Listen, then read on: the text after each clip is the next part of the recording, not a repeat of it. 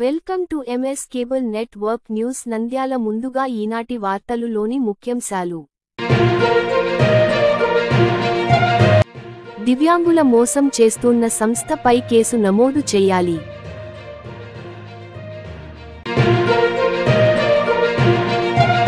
ఉత్కంఠగా నంద్యాల అళ్లగడ్డ జర్నలిస్టుల క్రికెట్ పోటీలు, విజయం సాధించిన నంద్యాల టీం. బేతంచెర్ల పట్నంలో 21 సంవత్సరాల తర్వాత కలుసుకున్న పూర్వ విద్యార్థులు. బేతంచెర్ల సరస్వతి మాధ్యమిక పాఠశాలలో 13న జిల్లా స్థాయి విజ్ఞాన మేళాను విజయవంతం చేయండి. ఆళ్లగడ్డ నియోజకవర్గం సిరివెళ్ల గ్రామంలో మెయిన్ రోడ్డుపై వర్షపు నీరు డ్రైనేజ్ కాలువలు.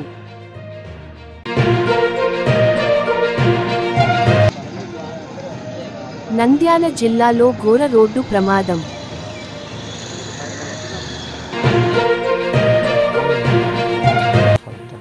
ముప్పై 38వ వార్డ్ నందు రోడ్లపై వర్షపు నీరు ఇబ్బంది పడుతున్న ప్రజలు.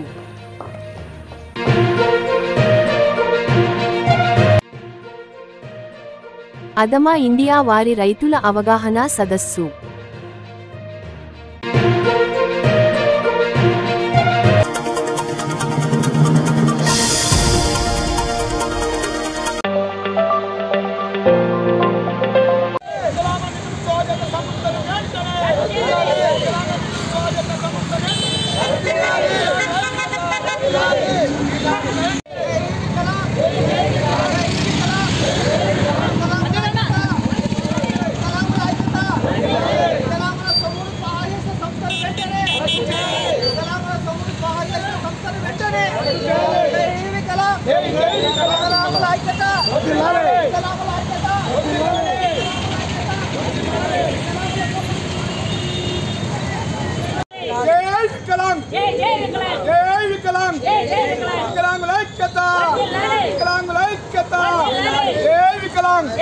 వికలాంగుల నిధులు సోదా చేసిన సంస్థను వెంటనే వికలాంగుల నిధులు సోదా చేసిన సంస్థను వెంటనే వికలాంగుల ఐక్యత వికలాంగుల నిధులు సోదా చేసిన సంస్థను వెంటనే వికలాంగుల నిధులు 22 లక్షలు సోదా చేసిన సంస్థను వెంటనే వికలాంగుల నిధులు సోదా చేసిన సంస్థను వెంటనే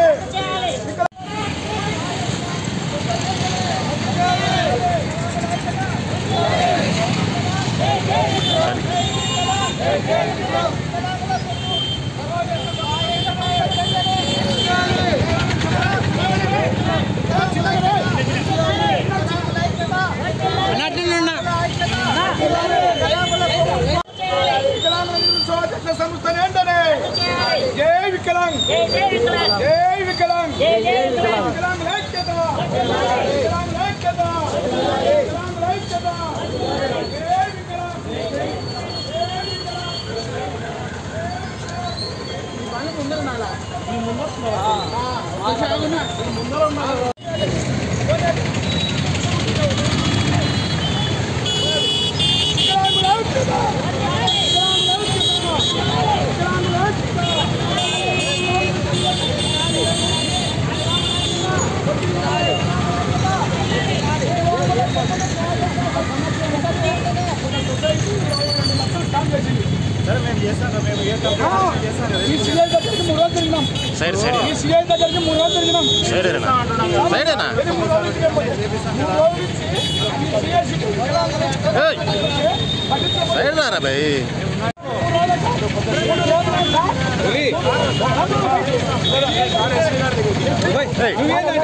తలకాయలు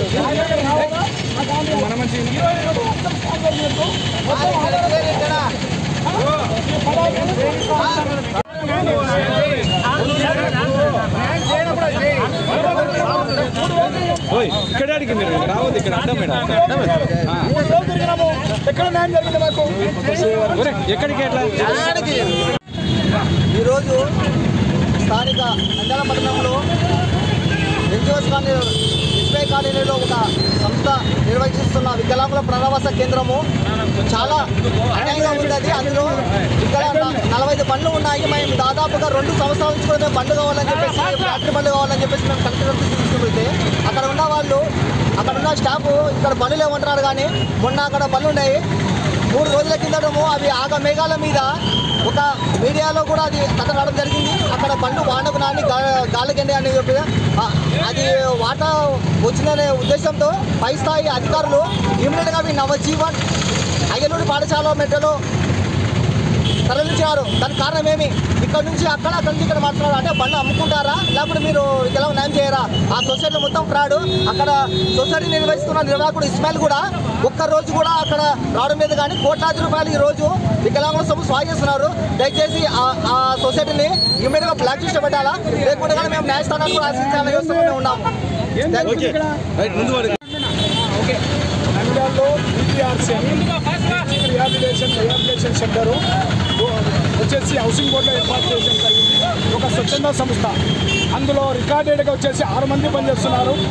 15 మంది రికార్డు చూపించాడు. 22 లక్షలు స్కామ్ చేశాడు. 22 లక్షలు స్కామ్ చేసిందే కాకుండా అక్కడ పనిచేసే 6 మంది జీతాలు కూడా 16 నెలల నుంచి నెలకు 14,500 జీతము ఇప్పటి వరకు ఇవ్వలేదు. అక్కడ పనిచేస్తున్నటువంటి వాళ్ళు కూడా వికలాంగులే.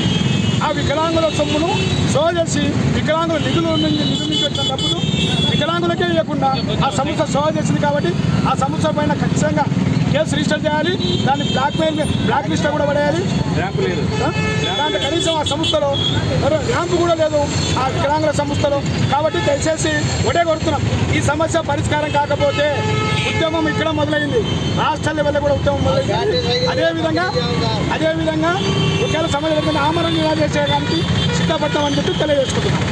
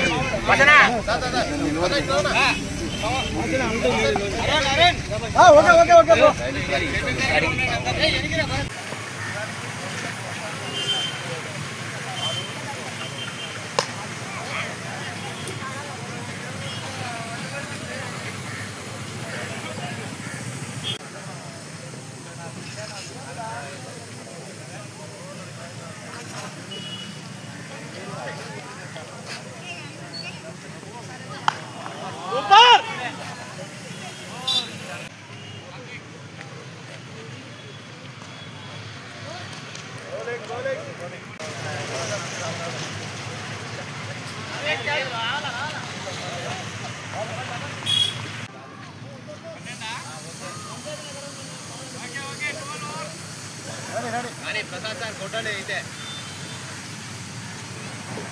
ఒకటి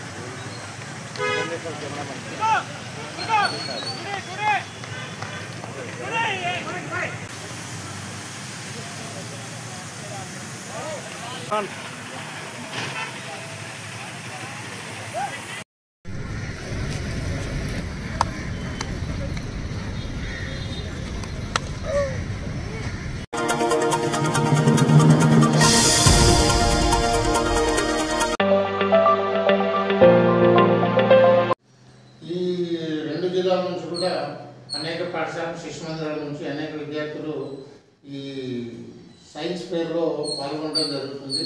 దానికి సంబంధించి ఇక్కడ లోకల్గా వసతి ఏర్పాటు ఇవన్నీ కూడా పూర్తి చేశాము. అట్లాగే ఈ నిర్వహణ బాధ్యత వ్యవహారికంగా మిగతా స్కూళ్ళకు అందరికీ కూడా తెలియజేయడం జరిగింది. విజ్ఞాన మేళలో పేదంజర్లలో ఉండేటువంటి అన్ని ప్రభుత్వ ప్రైవేటు పాఠశాలల విద్యార్థులు అందరూ కూడా ఇందులో పాల్గొని ఈ కార్యక్రమాన్ని జయప్రదం చేయాలి. అట్లాగే సైన్స్ ఫెయిర్లో ఏర్పాటు చేసినటువంటి అనేక పరిశోధనల యొక్క పిల్లలు దాన్ని వివరంగా తెలియజేస్తారు. కాబట్టి ఈ ప్రత్యేక కార్యక్రమం ప్రతి సంవత్సరం కూడా పిల్లలలో ఉండేటువంటి సృజనాత్మకతను వెలుగుతీసేటువంటి విధంగా కొత్త ఇన్నోవేటివ్ ఐడియాస్ కోసం వాళ్ళలో కొత్త తరాన్ని చూసే విధంగా ఈ రకంగా సైన్స్ ఫెయిర్ని ఏర్పాటు చేసి తద్వారా సమాజానికి అందించవలసినటువంటి అనేక కార్యక్రమాలను రూపకల్పన చేస్తూ ఉన్నారు సరస్వతి శిశు మందిర్ విద్యార్థులు. కాబట్టి దీనికి మీరందరూ కూడా ఈ కార్యక్రమంలో పాల్గొని ఈ కార్యక్రమాన్ని సహకరించి అలాగే కార్యక్రమాన్ని జయప్రదం చేయాలని చెప్పేసి అందరినీ ఆహ్వానిస్తున్నాం.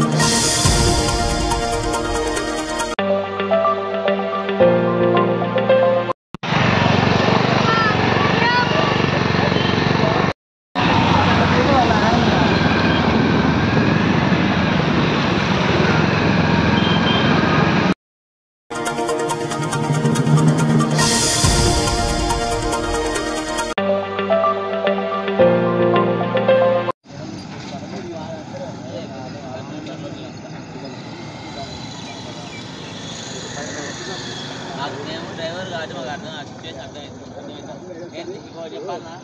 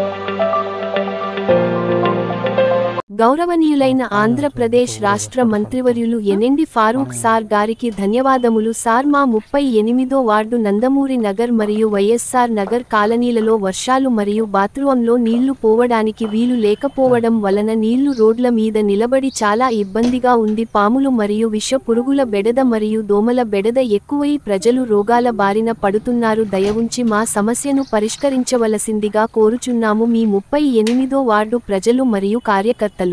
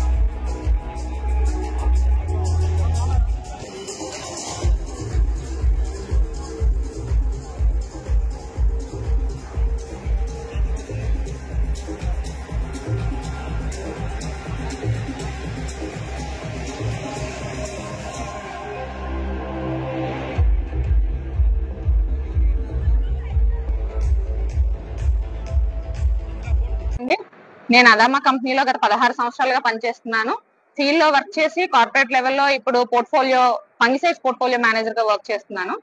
సో మా కస్టోడియా అన్నది ఆల్రెడీ రైతాంగానికి బాగా తెలిసిన మందు.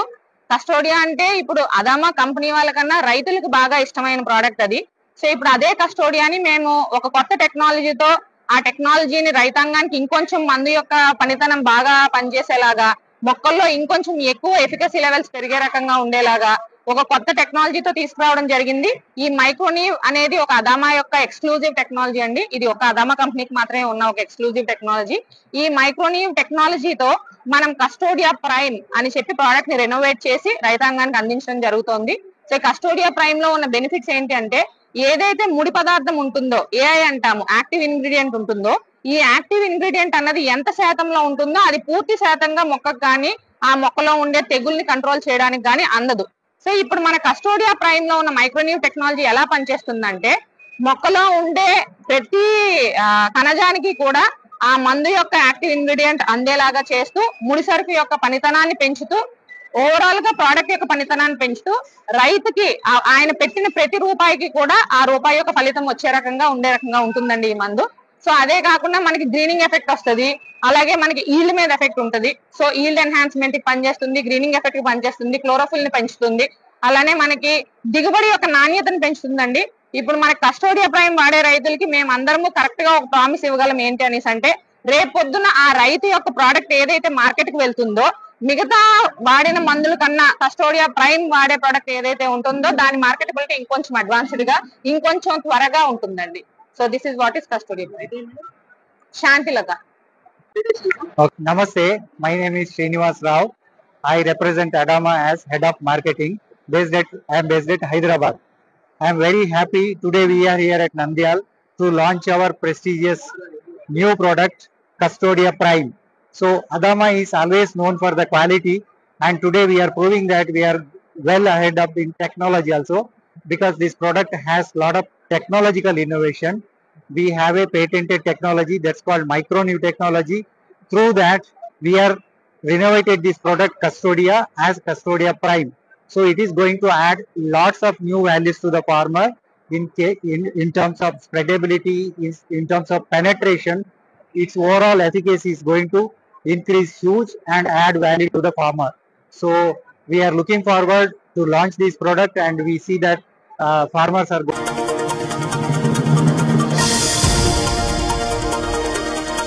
వార్తలు ముగించే ముందు మరోసారి ముఖ్యాంశాలు. దివ్యాంగుల మోసం చేస్తున్న సంస్థపై కేసు నమోదు చేయాలి.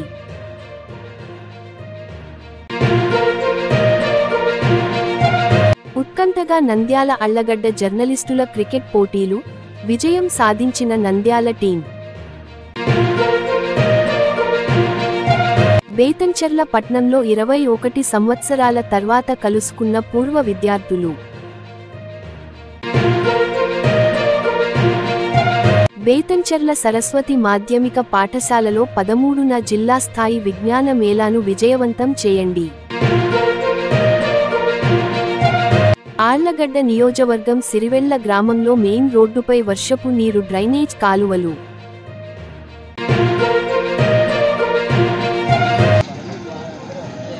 నంద్యాల జిల్లాలో ఘోర రోడ్డు ప్రమాదం.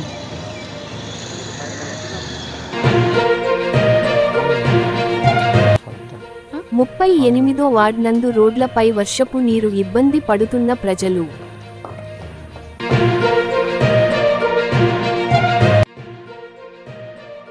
అదమా ఇండియా వారి రైతుల అవగాహన సదస్సు.